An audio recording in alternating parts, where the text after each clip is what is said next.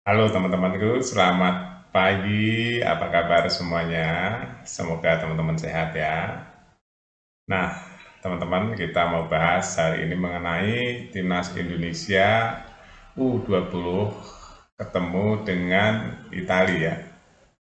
Jadi, Timnas Indonesia akan melakoni pertandingan terakhir. Sepertinya Indonesia nggak akan lolos ke babak selanjutnya ya, teman-teman. Kalau lihat dari historical 3 kali pertandingan dengan mengalami 3 kali kalah, sepertinya nggak akan lanjut, akan berhenti di fase grup ya. Indonesia ketemu dengan Ukraina kalah, ketemu dengan Panama kalah, ketemu dengan Jepang juga kalah. Nah, terakhir akan ketemu dengan Italia. Italia lebih berat lagi, teman-teman. Italia ini mengalahkan Jepang kemarin 3-4, 4-3 ya.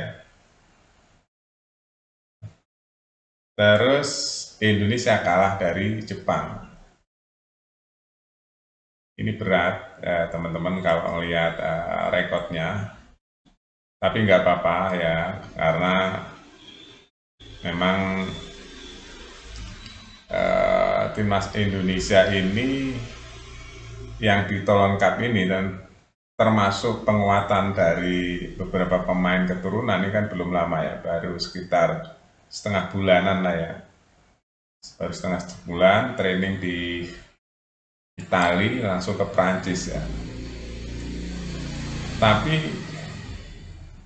Indonesia atau tim pelatih harus benar-benar mengambil pelajaran ya.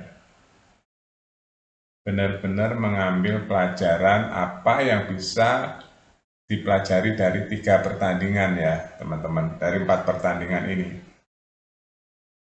Sehingga nanti setelah mengikuti Toulon Cup ini, Timnas Indonesia U20 bisa mengerti posisinya, apa-apa saja yang harus diperbaiki ya, apa-apa saja yang harus dibenahi. Sehingga dari pertandingan Toulon Cup ini kan sebenarnya belajar ya. Indonesia kan lagi belajar, kok bisa ya kalah semua. Itu, kok bisa kalah semua. Nah, yang merugi itu kalau kita nggak mau belajar dari perjalanan. Ini perjalanan 4 pertandingan. Kalau kita nggak belajar, hanya begitu-begitu saja polanya, nggak ada peningkatan nanti. Nah, terbukti 3 kali pertandingan ya, 1, 2, 3, Indonesia kalahnya lumayan banyak-banyak teman-teman. 3-0, 4-0, 4-1 ya. Lawan Itali nggak tahu berapa nih skornya. Nah, kapan akan ketemunya dengan Itali? Akan ketemunya tanggal 12. Jamnya berapa? Jam 23.15 ya teman-teman. Jadi jam 11 malam lebih lewat 15 menit ketemu dengan Itali di Toulon Cup ini. Setelah itu ya Indonesia akan pulang ke Indonesia lagi. Nah, setelah ini selesai akan ada AFF teman-teman. AFF U19. Nah, ini yang akan turun nih. Pemain-pemain ini akan turun di AFF ya. Juga di bawah Indra Safri kalau nggak salah.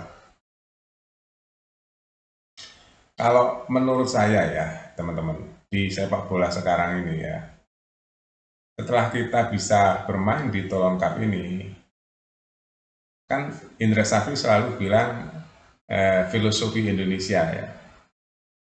Jadi permainan filosofi Indonesia. Kalau memang itu ada kelebihan, nggak apa-apa dipakai terus ya filosofinya itu. Tapi kan kita sudah training camp, sudah bertanding dengan beberapa lawan yang di atas kita, U21, U23, dan di bawah kita U19 lah, sama lah U19 ya, U20. Terbukti kita kalah, nggak bisa bergerak lawan Jepang. kita tertekan ya. Nah, dari situ harus di apa ya istilahnya ya, dirapatkan lagi ya, dirapatkan lagi supaya nggak terlalu jauh ya. Kalah nggak apa-apa di pertandingan sepak bola tuh ya, nggak kalah nggak menang gitu. Tapi minimal nggak terlalu jomplang. Nah itu PR ya di sepak bola sekarang tuh. Nggak pasti di sepak bola tuh ada yang kalah, ada yang menang. Nggak usah dipikirin. Yang penting nggak terlalu jauh gitu. Kita bisa nyerang, musuh bisa nyerang juga. Nah, masalah kemasukan beda lagi itu. Kita kemasukan nggak apa-apa, tapi bisa bertanding yang seimbang. Karena di sepak bola yang semakin ketat, itu ya teman-teman, kalau salah sedikit aja, atau lengah sedikit, atau blunder sedikit, itu yang akan kalah. Kalau kita lihat di timnas-timnas yang lain ya, itu kalau seimbang gitu ya, pasti itu yang menang yang blunder. Yang kalah yang blunder ya. Yang blunder aja itu kalah ya. Saya barusan melihat pertandingan antara Argentina melawan Ekuador. Sama, itu pertandingan nggak jauh, tapi karena ada blunder sedikit aja, celah sedikit aja, itu seimbang itu, sedikit sundulan yang mengecoh penjaga gawang, ya itu yang bikin kemenangan-kemenangan itu seperti itu. Tapi ya seimbang, saling serang, saling ini ya. Nah itu kalah mah biasa teman-teman. Cuma harus ada progres yang signifikan. Di zaman sekarang kan serba zaman terbuka kan, latihannya gimana juga ketahuan, bisa dilihat. Nah, mungkin di Jepang itu kenapa lebih unggul ya, mungkin itu tadi ada unsur ketelitian ya teman-teman, ketelitian yang diam-diam diterapkan oleh pelatih. Sekali lagi, sepak bola itu semua ada di tangan pelatih teman-teman. Pelatih bilang gini harus begini, bilang gini harus begini. Kan yang amati itu tim kepelatihan. Oke, itu saja teman-teman. Jangan lupa tanggal 12 jam 23.15 ya. Sampai jumpa.